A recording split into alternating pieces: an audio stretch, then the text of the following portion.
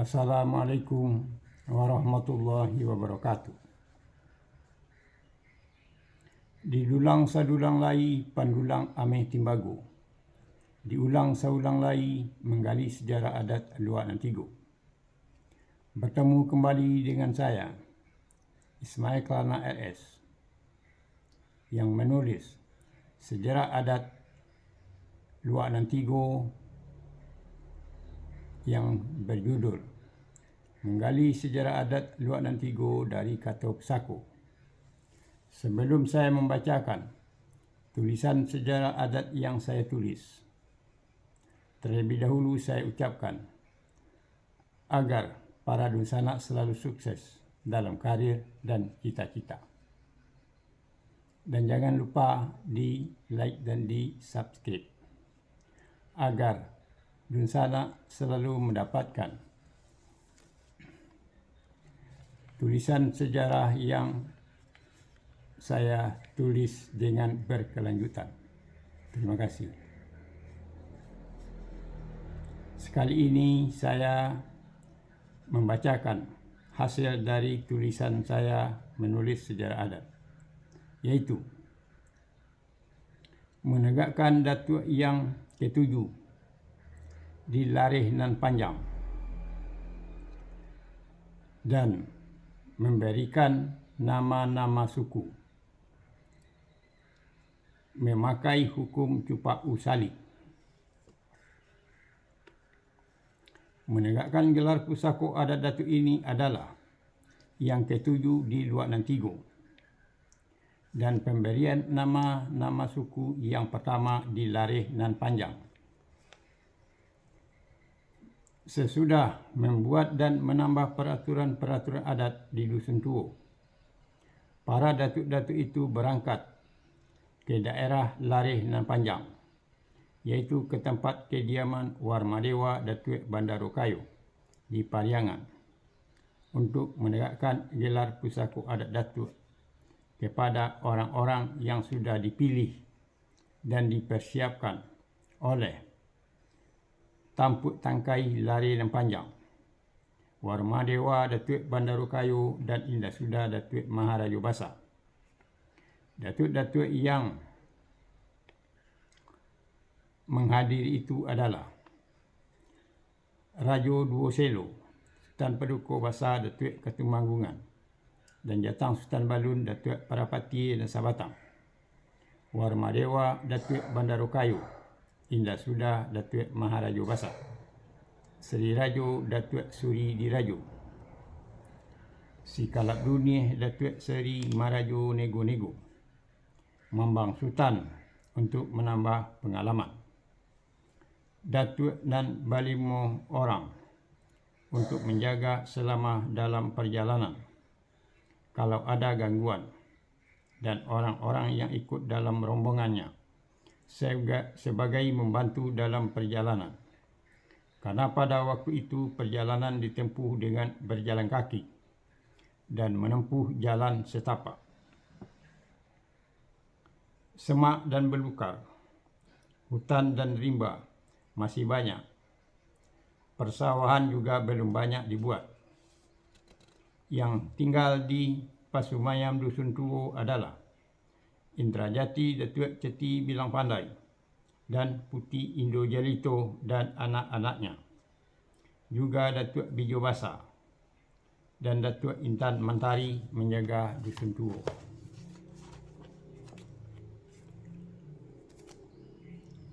Semua orang-orang yang dipilih oleh Warmadewa Datuk Bandarokayo di Pariangan yang akan diangkat sebagai penghulu atau pemimpin yang akan diberikan gelar pusako adat berupa datuk adalah orang-orang dalam rombongannya dari Pasumayam Koto Batu Pariangan. Orang-orang ini merupakan generasi pertama yang ikut dalam rombongan ayahnya, Rajo Sri Maharajo Dirajo. Tapi ada pula yang merupakan generasi kedua, yaitu anak-anak dari rombongan generasi yang pertama. Begitu juga dengan Indah Sudah Datuk Maharaja Basa di Padang Panjang. beliau memilih dari rombongannya dari Pasumayam Kota Batu Pariangan. Orang-orang ini juga rombongan ayahnya Rajo Sri Maharajo Dirajo dari negeri asalnya, yaitu dari Mohenjo-daro, Candhudaro, dan Harappa di tanah besar India yang merupakan generasi pertama. Begitu juga dengan anak-anak mereka juga dipilih dan diangkat sebagai pengulu dan diberikan gelar pusako adat berupa datuk.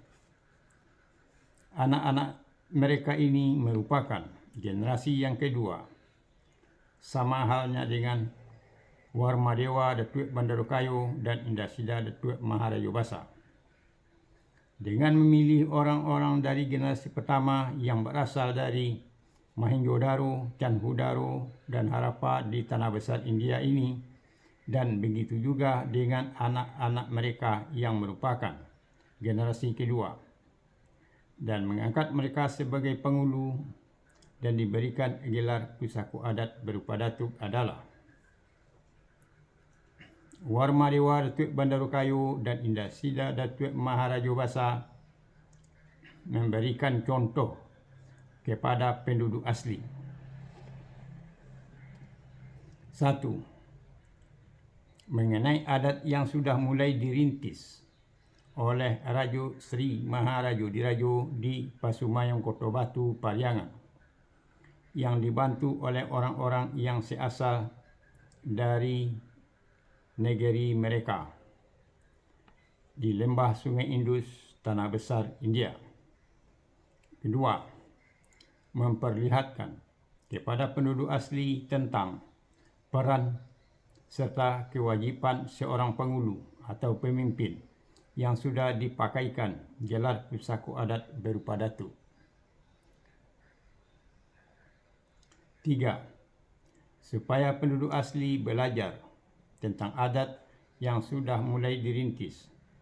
Pada waktunya nanti penduduk asli pun akan diangkat juga sebagai pengulu atau pemimpin dan diberikan gelar pusako adat berupa datuk untuk memimpin suku-suku dan memimpin kaumnya.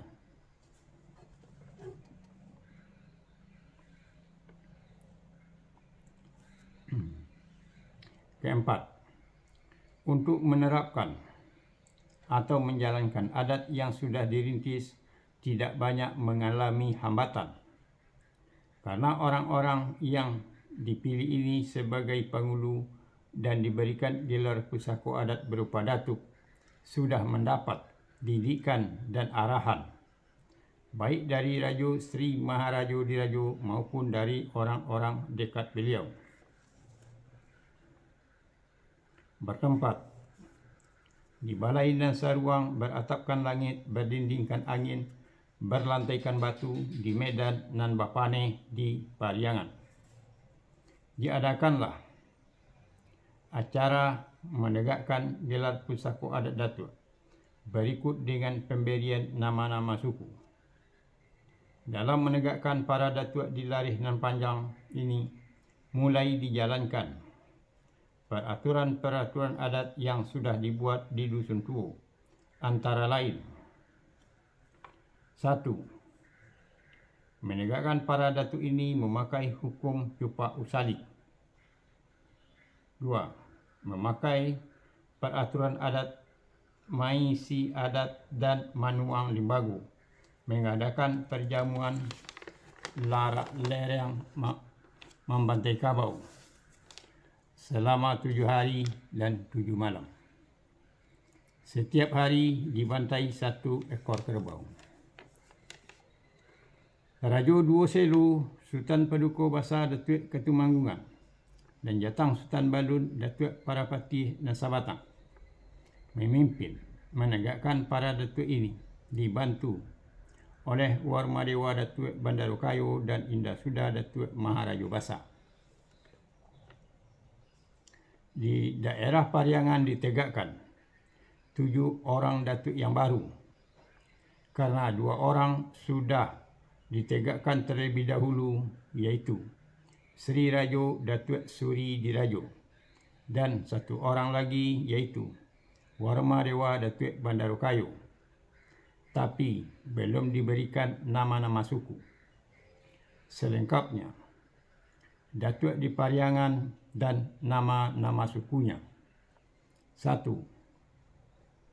Warma Dewa Datuk Bandarukayo, suku Piliang Pariangan. 2. Sri Rajo Datuk Suri Dirajo, suku Dalimo. 3. Datuk Sinaro Nan Bagabang, suku Piliang. 4. Datuk Basa, suku Koto. 5. Datuk Rajo Api, suku Melayu. 6. Datuk Kayo, suku Pisang. 7. Datuk Maruhum, suku Sikumbang. 8.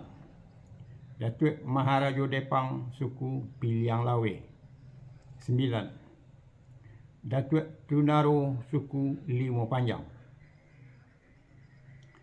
Di daerah Padang Panjang ditegakkan 4 orang datuk yang baru. Karena 1 orang sudah ditegakkan sebagai datuk terlebih dahulu, iaitu Indra Suda Datuk Maharajo Basa di Pariangan, tapi belum diberikan nama suku. Selengkapnya, datuk di Padang Panjang dan nama-nama sukunya. 1. Indra Suda Datuk Maharajo Basa, suku Piliang. 2. Datuk Ahmad Dirajo, suku Kuantan. 3. Datuk Jo Basa, suku Dalimo. 4. Datuk Indo Sejati, suku Piliang Lawe. 5. Datuk Maharajo Suri, suku Dalimo Panjang. Di daerah Guguak ditegakkan 6 orang datuk yang baru.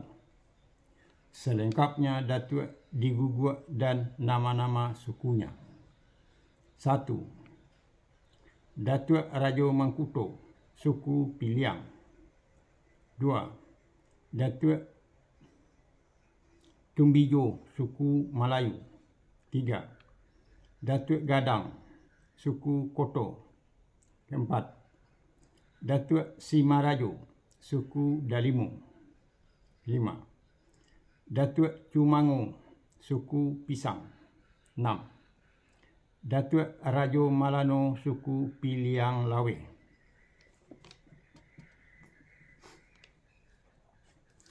Di daerah Sikaladi ditegakkan 3 orang datuk yang baru.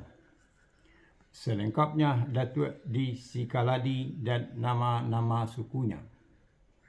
1. Datuk Tumbijo, suku Sikumbang.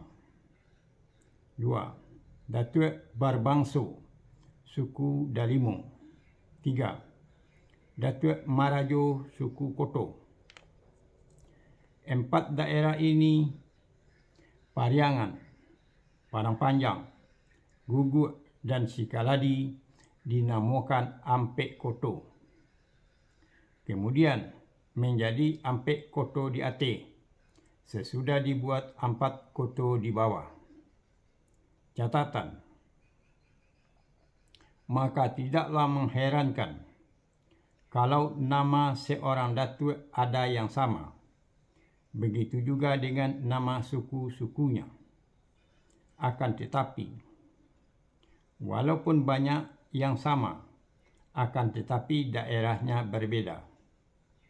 Walaupun dalam satu daerah ada nama datuknya sama, tapi nama sukunya berbeda. Walaupun nama sukunya sama, tapi nama daerahnya berbeda. Walaupun dalam satu daerah nama sukunya sama, tapi di ujung nama sukunya berbeda. Dan nama datuknya juga berbeda. Itulah mengenai menegakkan datuk yang ke-7 di Lare Nan Panjang, sekaligus memberikan nama-nama suku mereka. Akhir kata, saya ucapkan wassalamualaikum warahmatullahi wabarakatuh.